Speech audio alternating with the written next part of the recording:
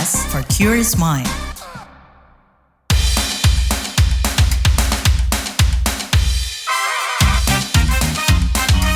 Kamu lagi dengerin podcast What's Trending. Halo semua, ketemu lagi di What's Trending bareng saya, Lea Baneza. Kali ini Lea mau ngebahas ramai bahas angka pernikahan turun, perempuan makin mandiri.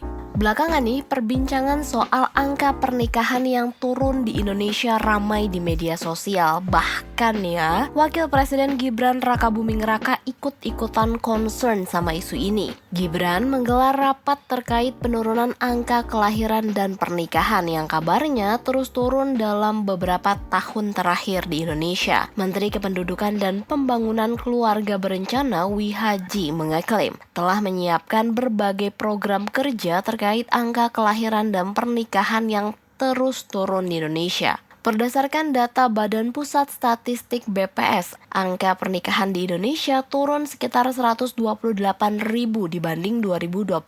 Penurunan terjadi di hampir semua daerah, tak terkecuali angka pernikahan di Jakarta turun 4.000, Jawa Barat 29.000, Jawa Tengah 21.000, dan Jawa Timur sekitar 13.000. Nah, secara keseluruhan jumlah perkawinan turun 28,63% dalam 10 tahun terakhir. Guru Besar Fakultas Ilmu Sosial dan Ilmu Politik FISIP Universitas Airlangga UNER, Bagong Suyanto mengindikasikan penurunan angka perkawinan disebabkan semakin terbukanya peluang perempuan untuk mengembangkan potensi diri. Makin mandiri kelompok perempuan, makin kecil juga nih ketergantungannya. Lantas, apakah kondisi di Indonesia sudah sedarurat negara-negara seperti Jepang dan Korea yang menggunakan segala jurus buat meningkatkan angka pernikahan dan kelahiran? Kita bahas setelah perbincangan netizen plus 62 berikut ini.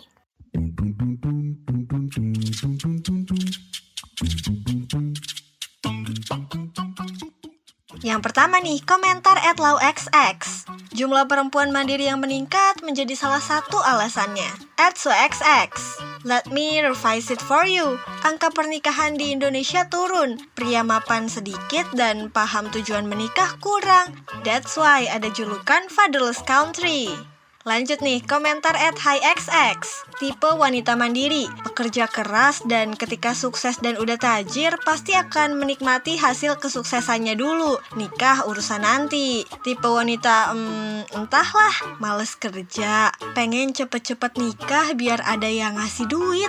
@junxx. Masa sih angka pernikahan di Indonesia turun? Ini datanya berdasarkan apa ya? Kok dalam kurun beberapa bulan tetanggaku yang umurnya rentang 18 sampai 22 tahun dah pada nikah? Bahkan hari ini aja tetanggaku ada yang adain resepsi nih. @sakxx. Indonesia tuh nggak ada musim kawin ya? Kayaknya tiap bulan, hari ada aja yang posting foto nikahan mereka. Angka pernikahan turun hanya berlaku buat kaum middle class ke atas. Meanwhile yang di desa masih jadi tren dan tanda kesuksesan si anak cewek di keluarga mereka. @caxx. Marah gak kalau aku bilang aku ngarep memang angka pernikahan Indonesia turun? Komentar terakhir @dolxx. Sadar gak sih Indonesia ini udah rame, sumpek. Beli tanah mahal, beli rumah mahal. Sekarang angka pernikahan turun dikit aja kalian udah stres. Harusnya fokus pusing di gimana caranya ningkatin kualitas hidup.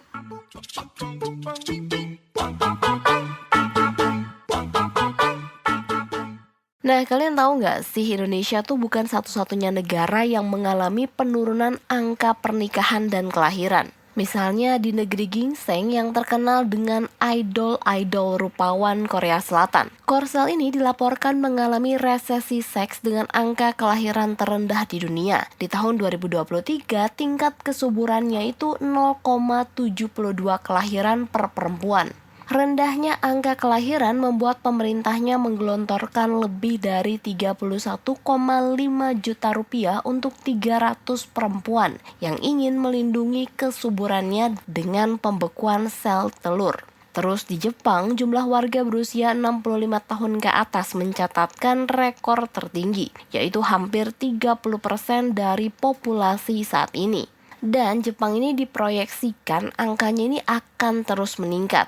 Persoalan ini berdampak pada krisis usia kerja dan pemerintahnya terus berupaya meningkatkan angka kelahiran. Ahli psikologi dan seksologi Zoya Amirin menjelaskan apa sih resesi seks. Zoya mengatakan resesi seks itu mulai ramai di 2018. Zoya mengatakan makin canggihnya teknologi dan makin mudahnya akses hiburan jadi salah satu penyebab resesi seks. Berikut keterangan seksologi Zoya Amirin di diskusi BKKBN Kapan Nikah, Hubungan Resesi Seks dengan Bonus Demografi. Resesi seks itu sebenarnya adalah kondisi di mana individu itu memiliki pasangan dengan komitmen pernikahan yang eksklusif, baik secara monogami ataupun poligami, ya, tapi si individu ini tidak lagi sering melakukan hubungan seks ataupun yang melakukan hubungan seks itu tidak lagi menikmatinya. Bahasanya saya itu adalah sexless marriage gitu ya. Banyak pernikahan-pernikahan yang mulai, aduh Mbak Zoya kita udah gak hubungan seks berapa lama? 2 bulan? 2 tahun? Iya, jadi resesi seks itu pertama ramai itu sekitar tahun 2018. Silakan lihat ada artikel dari The Atlantic yang judulnya besar sekali, The Sex Recession, itu dibuat oleh Kate Julian pada Desember 2018. Ini cukup provokatif Pak artikel ini karena dia itu mewawancara banyak sekali ahli sosiologi, seksolog gitu ya, terus dia juga ahli kebidanan, ahli ekonomi gitu ya, karena ini ada hubungannya tadi dengan demografi dan sebagainya. Orang kan jadi takut, apalagi itu 2018 terakhir.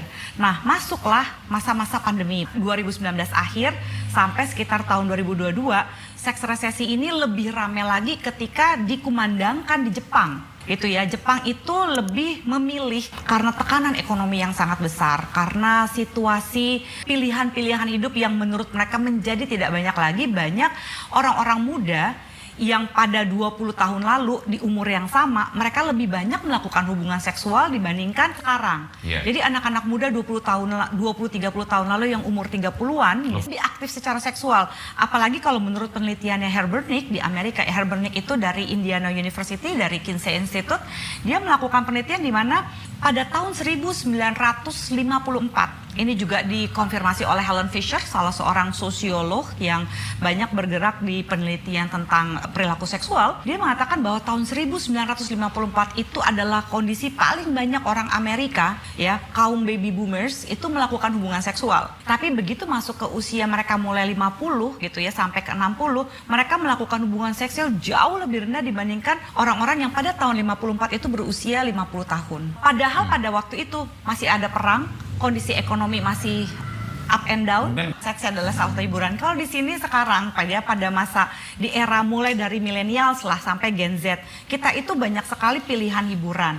Informasi kalau dulu setidaknya zaman saya deh gitu ya, tahun 90-an, itu masa remaja itu dimana kalau saya mau mencari informasi, saya pergi ke tempat koran, saya pergi ke toko buku, saya membeli sesuatu untuk informasi yang saya akan cerna. Sekarang kita diem-diem aja pop up. Sosial media main begini aja keluar informasi. Ini mempengaruhi di mana orang-orang zaman sekarang mudah sekali kondisi mentalnya gitu ya. Mereka mudah terokupasi terhadap hal-hal yang berhubungan dengan sosial media, dengan hubungan yang artificial. Karena adanya internet, adanya AI, itu mempengaruhi hubungan. Sehingga dan tekanan ekonomi, terlalu banyaknya pilihan dibandingkan zaman dulu, membuat banyak orang, dan industri pornografi makin canggih. Kalau dulu masih vivid industri mesti bayar, sekarang pas lagi zaman pandemi digratisin. Wah, nah itu membuat orang jadi merasa hubungan yang real dengan orang yang nyata, dengan orang yang benar, terlalu banyak effort. Ngomongin soal penurunan angka pernikahan, tahu nggak sih kalau di dunia psikologis ada nih yang namanya gamophobia. Apa tuh? Jadi, gamophobia adalah ketakutan yang berlebihan untuk menjalin komitmen dan menikah. Bukan sekedar takut biasa, rasa takut yang dialami seorang gamophobia bersifat jangka panjang dan berdampak langsung pada kehidupan pribadinya. Tapi nih, jangan asal self-diagnose ya. Silahkan datangi profesional untuk mendapatkan diagnosa yang tepat. Soal ini kita dengarkan penjelasan psikolog sekaligus chief psychologist and co-founder of Calm, Karina Negara di podcast Diskusi Psikologi. Gamophobia itu kita mesti belajar bahasa lain dikit ya, yang bukan Inggris. Bahasa Yunani atau Greek-nya 2 kata dia. Gabungan dari gamos sama fobia. Gamos itu pernikahan, fobia itu takut, ketakutan gitu. Makanya kan kita banyak tuh jenis-jenis fobia-fobia lain gitu. Jadi teman-teman kalau pengen tahu, belajar bahasa Greek kali ya, bahasa Yunani gitu.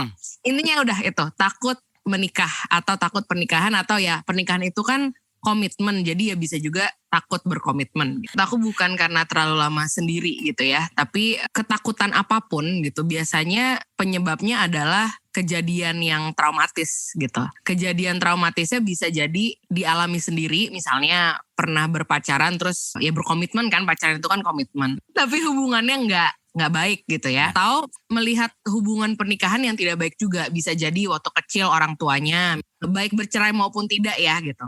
Terus atau misalnya ada orang terdekat, tante om ke atau kakek neneknya atau siapapun lah yang dekat dalam hidup dia yang dia lihat hubungan pernikahannya tidak sehat, tidak baik gitu. Jadi wajar ketika kita melihat dari angle ini seseorang bisa jadi takut menikah ya, karena kalau nggak punya contoh pernikahan yang sehat dan pernikahan yang baik, menurut aku wajar banget jadi takut gitu. Jadi ya utamanya itu sih pengalaman traumatis terkait pernikahan baik ataupun komitmen tadi ya, baik itu dialami sendiri ataupun melihat hubungan orang lain. Bedanya di takut atau enggaknya itu gitu. Memilih untuk single seumur hidup dengan nyaman dan tanpa aku nyebutnya fear-based decision gitu ya. Kalau decisionnya tidak fear-based ya nggak gamofobia dia oke-oke aja gitu. Tapi kalau dia memilih untuk tidak menikah karena takut, ya itu gamofobia. Jadi beda. Perbedaannya di rasa takutnya itu, which means yang bisa tahu perbedaannya kemungkinan besar hanya dirinya sendiri. Karena di mata orang lain, orang bisa ngejudge aja kan kayak, dia nggak nikah pasti takut nikah deh gitu. Padahal bisa jadi enggak kok gitu. Atau ada orang yang memang ternyata takut menikah tapi nggak kelihatan takut menikah gitu ya. Dia kedoknya aku emang milih mau single aja seumur hidup, tapi ternyata sebenarnya takut, itu kan juga bisa. Jadi ini nggak bisa kita yang judge, yang bisa tahu sebenarnya hanya si orang itu sendiri. Guru Besar Fakultas Ilmu Sosial dan Ilmu Politik FISIP Universitas Erlangga UNER, Profesor Dr. Bagong Suyanto mengatakan, penyebab fenomena penurunan pernikahan adalah semakin terbukanya peluang perempuan untuk mengembangkan potensi diri. Lebih lanjut kita bahas bareng Prof. Bagong Suyanto. Pak, gimana sih Bapak menanggapi fenomena ini? Kalau angka pernikahan menurun sebetulnya wajar ya, karena ini berkorelasi dengan makin meningkatnya keberdayaan perempuan. Jadi pernikahan yang dalam usia dini apalagi ya, dan pernikahan dalam usia muda sekarang sudah mulai memudar ya, dan orang lebih memilih menikah ketika mereka betul-betul merasa matang. Pertimbangannya sekarang tidak lagi sekedar ketakutan atau disebut sudah perawan tua, sudah apa ya, tapi tidak. Sekarang anak perempuan usia 30 pun masih santai membangun karirnya dan memastikan masa depannya itu lebih mapan daripada memilih untuk menikah. Apakah keadaannya ini sudah sedarurat di negara-negara lain, misalnya Jepang, Korea, atau mungkin berpotensi nih Pak, ke arahnya tuh ke sana? Itu memang menjadi tren global ya saya kira, dan Indonesia kemungkinan besar juga mengarah ke sana. Ya karena tadi ketika perempuan tuh pilihan dalam masa depannya lebih terbuka, lebih beragam, memang ya kemungkinan untuk mereka menikah itu menjadi tertunda. Bukan menghindari menikah ya, tapi tertunda. Apa nih Pak yang menjadi penyebab penurunan angka pernikahan di Indonesia menurut Anda? Dan apakah kondisi ini juga mengondisikan adanya tren generasi muda yang menunda pernikahan?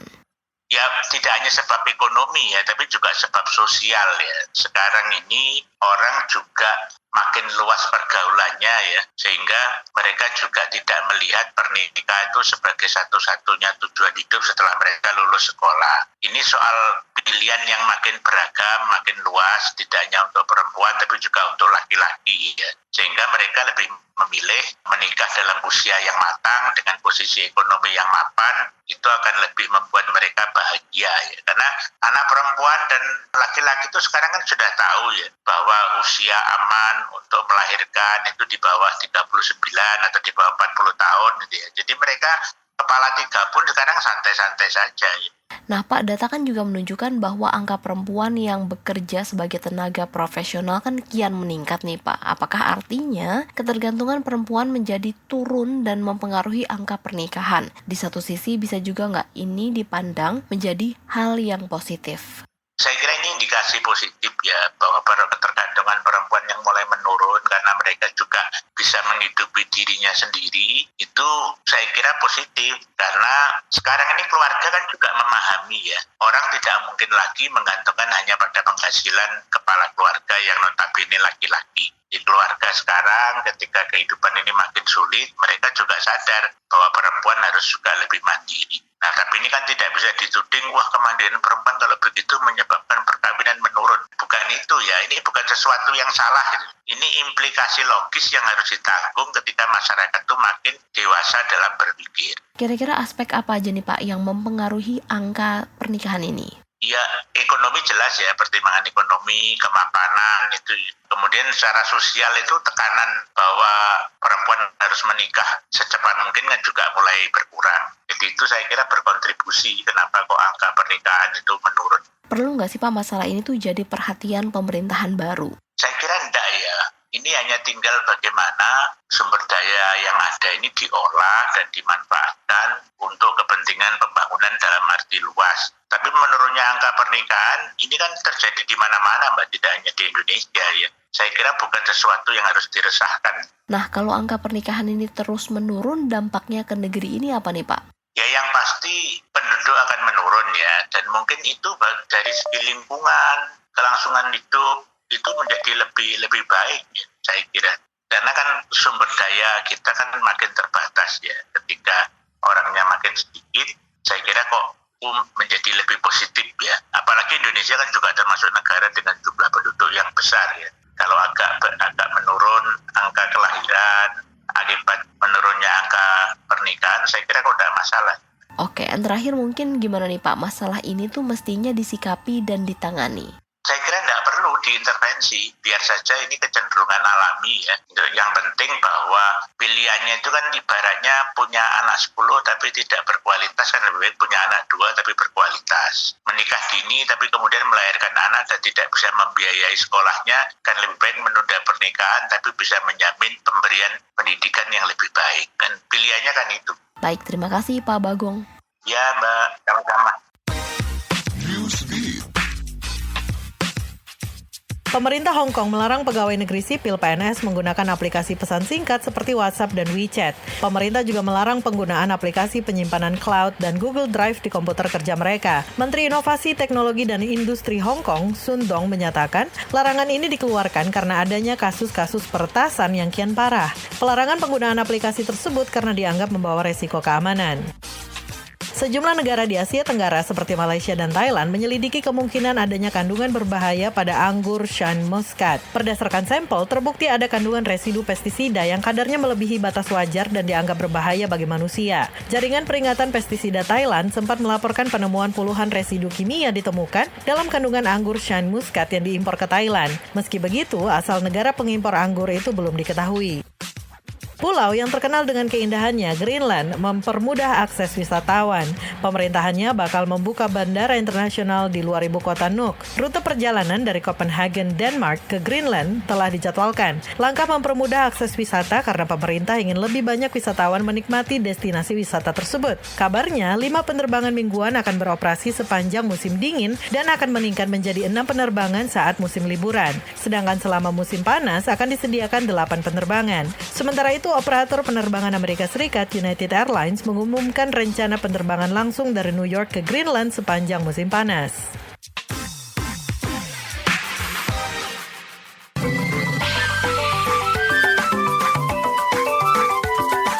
WhatsApp Indonesia.